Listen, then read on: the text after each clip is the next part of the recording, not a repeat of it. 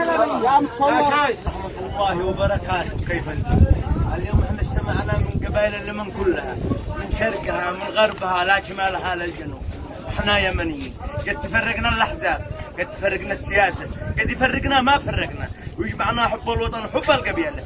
فاحنا لبينا الصوت ولبينا وجينا لا مطرح العز والكرامه، واحنا نطالب بالفتغه، ما نطالب من حد ثاني. القبائل هذه ذي متجمعه، انا جاي من الرياض، انا مغترب، فلت عيالي. لو انت فلت بيتك انا فلت عيالي ومالي واهلي، قد وصي طرحت تلفوناتي بعد من هذا التلفون يا بن فتغان.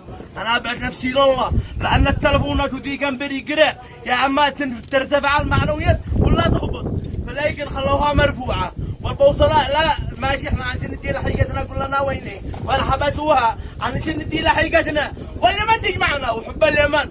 نصيحه لابناء القبائل، ما حد يجي يغرر بكم، لا سيدي فلان ولا سيدي علان، انت حر بن حر، انت ملك بن ملك، انت يمني ولا ما نقاتل لجل فلان جالس فلكه، ولا لجل فلان يركعنا، احنا احرار عاد. لا ماشي بنادق باقي جنابي حرم لان طاعن لا ما تبقي رجال.